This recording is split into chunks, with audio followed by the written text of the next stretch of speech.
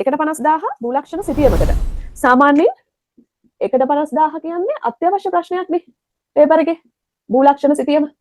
එතකොට මේ භූලක්ෂණ සිතියමට ලකුණු හම්බ වෙනවනේ ලකුණු 20ක්. ඒක අනිවාර්ය ප්‍රශ්නයක්. මේකෙන් 18ක් නම් ගන්න පුළුවන්. හැබැයි මේ ටික අනුගමනය කරන්න ඕනේ. තමයි වර්ණ සංකේත ලිස්ට් එකක් තියෙනවනේ. වර්ණ සංකේත ලිස්ට් එක ඉස්සෙල්ලා තියෙනවද කියලා බලන්න. මේක නැති කෙනාට කොහොමද මේ ලකුණු වලට යන්න බෑ. වර්ණ සංකේත ලිස්ට් එක තියෙන්න ඕනේ. ඒ ලිස්ට් එකේ එක වර්ණයක්වත් එක සංකේතයක්වත් වරදින්න නැතුව Taman දැනගෙන ඉන්න ඕනේ. හරිද? එතකොට ඒක 100%ක් හරියන්න ඕනේ. නැත්තම් මේ 18 කියන සීමාවට යන්න බෑ. මොකද සමහර තැනකදී එක ලකුණක් හරි මිස් වෙන්න පුළුවන්. එතකොට දැන් මේක චෙක් කරගන්නේ කොහොමද? ඔයා වර්ණ සංකේත ලිස්ට් එක මේ වෙනකොට තියෙන ලිස්ට් එක අරගෙන ඒ ලිස්ට් එක උඩ ඉඳන් පහළට මොකද කරන්න ඕනේ? ලියා ගන්න. ඒ ටික ලියලා ඊට පස්සේ දෙවෙනි දවසේදී ඔයා ඒ ටික අඳින්න. වර්ණ ඒ වර්ණම යොදන්න. යොදලා බලන්න Tamanට හරියනවද කියලා. හරි ගියා නම් වැඩේ ගොඩ. හරිද? එතකොට 100% හරි. ඒතර ඔයාලට මෙතන ටිකක් දාගන්න පුළුවන්. දෙවෙනි එක අපිට තියෙනවා සිතියමේ හඳුනා ගන්න භූ විෂමතා ලක්ෂණ. ජල වහන ලක්ෂණ තියෙනවා. ජල වහන ලක්ෂණ. ඊට වෙරළ බඩ ලක්ෂණ තියෙනවා. වෙරළ බඩ ලක්ෂණ. මේ ටික ඔයා ලිස්ට් එකක් ගන්න.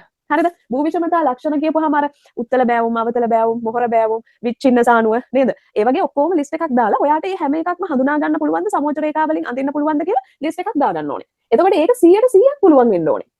100%ක් පුළුවන් වෙන්න ඕනේ. මේකට අදාළව මගේ YouTube වීඩියෝ එකක් තියෙනවනේ.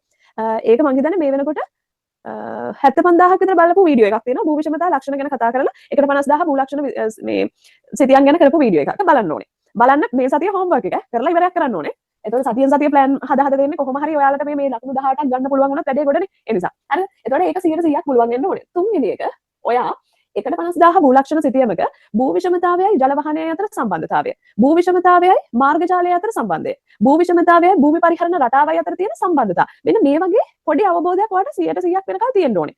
මෙන්න මේ සම්බන්ධතාවය කොහොමද සිතියමෙන් සිතියමට වෙනස් වෙන්නේ කියන එක මේකත් YouTube වීඩියෝස් විදිහට තියෙනවා. ඒ ටිකත් බලලා ඉවර කරන්න ඕනේ. හරිද? මේ ටික 100%ක් පුළුවන් වුණොත් ඔයාලට ලකුණු 18 ගන්න බෑ ඒත්. හරිද? ඒත් ගන්න බෑ. ඊගාව ප්‍රශ්නේ තමයි දැන් මේ ටික කරොත් එහෙම ඔයාලට ඔය අඩු ලකුණු වල ඉන්න අයට අඩුම තරමේ ලකුණු 12කටවත් යන්න පුළුවන්. 12ක් විතර යන්න පුළුවන්. ඊගාව හතරවෙනි දේ තමයි ඔයා 150,000 භූ ලක්ෂණ සිතියන් විභාගයට යන්න කලින් තනියෙන් ටයිම් තියලා අඩුම තරමේ කරන්න ඕනේ 8ක්වත්. විනාඩි 35ක් විතර යොදවුවට ප්‍රශ්නයක් නෑ. මේ ප්‍රශ්නය සඳහා විනාඩි 35ක් යොදවන්න. දැන් සමහරව ඒකට යොදවන්න ඕන වෙලාව දන්නේ නැත්නේ. එතකොටත් මේ ලකුණු අඩු වෙනවනේ. විනාඩි 35ක් යනකොට ලියලා ඉවර වෙන්න ඕනේ. මේකේ ප්‍රශ්න ආකාර කිහිපයක් යනවනේ. මුල ප්‍රශ්නවලට දැන් ප්‍රශ්නවල ව්‍යුහය ගත්තොත් එහෙම මුල ප්‍රශ්නවලදී ගොඩක් වෙලාවට ලකුණු 1 2 1 2 ඔන්න ඔය විදිහටනේ යන්නේ.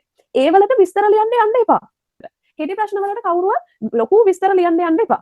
ඒක පළවෙනි දේ. ඊගාවට ලකුණු 6ක් 4ක් වගේ දෙන ප්‍රශ්න තියෙනවනේ.